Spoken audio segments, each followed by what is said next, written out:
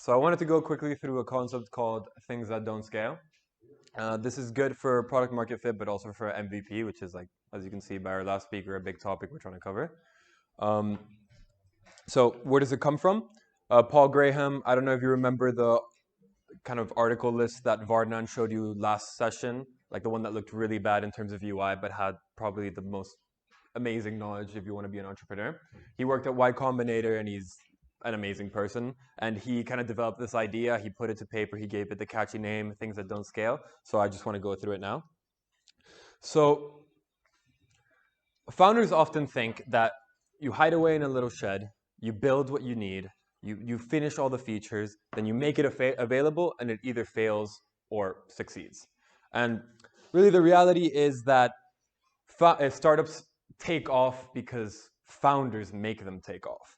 And a really good analogy would be old engines. So nowadays we have like electric starters, so we don't really have to do much with our cars. So back in the day, you would have to manually crank that engine, and eventually the pistons would start moving and the engine would run on its own. But you still needed that manual effort originally. Does that mean the car wasn't built correctly? No, it just meant it needed a little push at the beginning. So I've separated this in kind of different chapters, and the first one's recruit. So at the beginning, you can't expect users to come to you. Even if you do marketing, even if you advertise in social media, you have to go out and look for your customers. You have to go out and find those early users. And ultimately, referring back to the title, as I'll do a lot in this presentation, the methods you do won't scale. What you do at the beginning of your startup to try to get those extra users won't be what you do in the future because it would be impossible to do it that way. So a lot of things that usually stop early founders is maybe a modicum of shyness and laziness. You're so focused on building the product that maybe you're more concerned of having that fully fulfilled. But I think the biggest mental barrier would be that it seems so small. Like, why would I go out and get maybe 2 or 3 users rather than make my product better and then hundreds of users will want it? But in reality, if you look at weekly growth rate, it's a lot more impressive than you think. If you start with 100 users and you get only 10 more users each week, going door to door, sending personalized emails, that might be only 110 users the next week. But in a year, you'll have 14,000, and in 2 years, you'll have 2 million. So you can't think of it being small because incremental changes make big changes in the future. And you also have to remember that eventually you will transition to less manual methods. But it's important to get out there and give that personalized approach. So an example would be Airbnb. Now you look at Airbnb's value proposition and you say, this is incredible. People can sublet their homes, they get amazing returns, then users on the other hand get really good prices. They must have not needed any push. But the reality is that early on in Airbnb's life, they would go door to door, banging on people's doors and saying, you have a beautiful home, do you want to get it listed on this application? Doing it all manually. And what's even more surprising is that they would go home door to door to people who had listings on Airbnb, helping them improve, taking new pictures, writing better descriptions. Imagine if they were still doing that now and had employees doing that. That's not like conceptually possible. And again, it brings back to do things that don't scale. Because if originally they would have just taken a very laid-back approach, well, because of the way that the platform was, maybe the listings wouldn't have put enough effort, and maybe the users wouldn't have heard about it. So it really did kind of kickstart that engine and allow them to grow so quickly. So delight. At the beginning, you must do everything you can to make your user happy. Ultimately, in the future, you might not be able to put as much effort, but that is the most important thing at the beginning. And again, you see an example like Ufu. So they provide like cloud solutions, and early on in their career, they sent handwritten notes to every single one of their new users. Handwritten with their names, with what they were going to use it for. And at that point, you have to remember that early on in a startup career, you are ultimately providing an MVP. And that MVP is going to be buggy, it's going to have issues.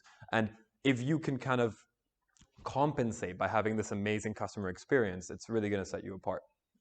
Again, that doesn't scale. You can't have a multi-million-dollar company sending individual handwritten notes, but at the beginning, to get those early adopters, it's really helpful. So, like I said before, it's tough to prioritize customer service at the beginning because I see a lot of the people around here and you're primarily product developers. You're focused on building your drones and having the functionality they need. You're not worried about if your customers are happy. And that's something that's really tough to get in your head because ultimately, like I just mentioned, your first products aren't going to be incredible. They're going to be they're going to be buggy, and ultimately don't be concerned that your customers are going to enjoy what you're doing too much and then they're going to be sad that it disappears because ultimately these things kind of permeate your corporate image. If you see the case of like Wufu, even though they don't write personalized letters to all their new users, they've kind of stuck with those values of amazing customer experience and really good connection with the users they have. And you have nothing to lose. At this point, you're trying to do anything to make sure your users are happy. So experience. This kind of ties in a little bit with delight, but it's more about the functionality of your device or whatever product you're giving. So listen to Steve Jobs. He used to say that the attention you give to users should be insanely great. And he's not just replacing very with insanely. He quite literally means it to a level that is insane. And although he talked about it already when Mac was developed, I think it's really applicable early on as well. When you first provide your MVP, it's not going to be an incredible thing. By definition, it is the minimum thing that fixes the need of your users. So you have to kind of compensate with attentiveness. This feeds back to what we've been hearing about a lot today and what we'll hear even more about tomorrow, which is listening to your users. Because then you get a double win situation. On one side, your customers feel like they're being listened to. They feel like they're being heard. And on the other side, you have such a direct feedback that you can understand what makes your customer happy and what you can do to make your product better. And early on, that's the most important thing in any startup. So fire. This is another analogy like the engine. And a good way to think about it is if you're in the woods and it's a bit cold outside and you're trying to build a fire, you're not going to wait until there's a little spark and then throw 50 logs at it. No, you're going to keep it contained. You're going to wait for it to develop, maybe increase in intensity, and then introduce it to new fuel. And it's the same with a startup. You can take, for example, Facebook. Facebook started off with an extremely, extremely narrow market. First, it was for people in Harvard. Then it saw amazing growth. And did Mark Zuckerberg just open it up for the public? No, he spent a lot of time. He says it also in the Y Combinator, like Startup School, that he had to manually create all the course descriptions for all the Ivy schools which he released his platform on. You look at that in hindsight and you're like, why wouldn't you have just made it publicly available? But because he made such a tailored approach just to the Ivy schools, he made all users feel at home. And bringing it back to the fire, he concentrated that heat on this very small market that meant that when it finally opened up to the public, the word of mouth was incredible and the current user base was just extremely happy. So remember that it's not about getting the biggest market as possible. An interesting thing is a lot of startups take this approach unconsciously. So they might start with one application, but then later along realize that this was meant for another market. So it works either well, even if you don't intend it to. Consult. This is a pretty interesting one because it takes that attentiveness and engagement and it kind of takes it to the extreme. It's really nice that it fits almost perfectly with what Simon says. Remember, he was telling us about this specific user that ran, what was it, an average of 13 kilometers a day. And as one of the early adopters of this product, a really good technique is to pick one of those star users, somebody who really pushes it to the limit, and almost act as their consultant. Build the product that they want. And that's exactly what Prevail is doing. Instead of just having a little feedback form and condensing and aggregating a bunch of the feedback data, they're bringing him into the office and they're having an entire day to understand what are his pain points and how can they improve the product for him. This is a really good way, especially early on, to understand how to get product market fit and how to create a product that really your users want. And again, this is a perfect example of something that doesn't scale. Because originally, if you're a product company, of course, your users are going to be extremely happy. But you have to make sure that you don't get into that routine because then you don't want to become a consulting company. You're not providing tailored solutions. So this is one that you have to be a little bit careful for. But ultimately, if you don't start charging by the hour, like the other ones in terms of attentiveness and giving an ultimate experience for your customers, it's only going to provide positive benefits. Manual. This is a really important one. So do everything you can get away with manually at the beginning. So when you have a small user base, you can afford to not have to build everything automated, and you can afford to do the legwork and do things more inefficiently ultimately. When you get a bigger user base and revenue starts coming in, then you can look at automating it. You ultimately have to look at automating it because it won't scale. But it's really important. And I think a really funny example would be Stripe. So they had an option where you could have your merchant account like expedited so you could get it quicker. And instead of having it go through an entire like work process and then have it verify this, the actual founders would log into the database, look at the person who applied for instant merchant accounts, and then do it manually.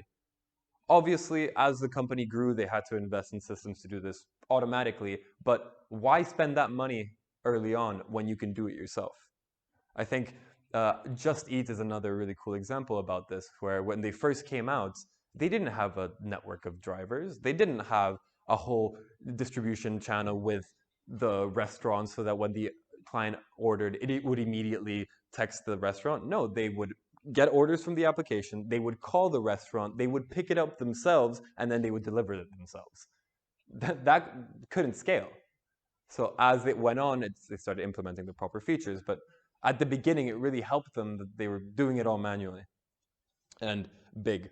This is, I think, the most important ones. Don't focus on the big launch. So it's not needed. There's very few startups that this would actually be beneficial for. So a lot of people think that you need to perfectly coordinate. So you have 8 different publications that are all announcing your launch, and then you have like, oh, you have people representatives here, and you have a countdown clock. But in reality, all you need to launch is a core of users. If you have, they stuck outside. Just prop it open, no? Yeah, all you need to launch is really a core of users, because once you got those core users that hopefully you reach through those things that don't scale, your entire future of your company depends on how happy you make them. Try to pick a successful startup, no matter how big or small, and remember exactly when they launched. They didn't have one big launch where they announced themselves to the world. They had a bunch of small ones. Going back to the example of Facebook, they first launched at Harvard with a small core base. After that, they grew to the Ivy Leagues, already with an existing base. And then from that, they went public with the existing base of the Ivy Leagues. Facebook didn't have to coordinate that they were going to release in Europe at the same time as the US. And I think this is something that a lot of startups get in their head, because it's easier to just focus on the product and think that that's going to broadcast your existence to the world, and that's what it's going to get you all the users, rather than do the heavy lifting and ultimately, painfully go to each user at a time and try to get them as early adopters. So I think if you have any takeaway, just think about that. Don't worry about not letting the world see your product at all until you can do the big reveal, because even though it might seem like the most logical thing to do, it really isn't. And you don't really need, this is something that Paul Graham said that I think is something that's really smart, which is you don't need something extraordinary initially. That's the entire point of the minimum viable product. You don't have to come to market with a perfectly polished thing. What you need to do is have extraordinary effort initially through all the things I said. Have attentiveness with your customers. Go out and be almost like a door-to-door salesman and get those first early adopters and do things manually and suffer that way. So, and then one more thing that's kind of related, but I also wanted to talk about is a good technique for a lot of you that goes back to creating your MVP, which is demo, sell, and build. So you don't necessarily have to have your MVP originally when you start selling.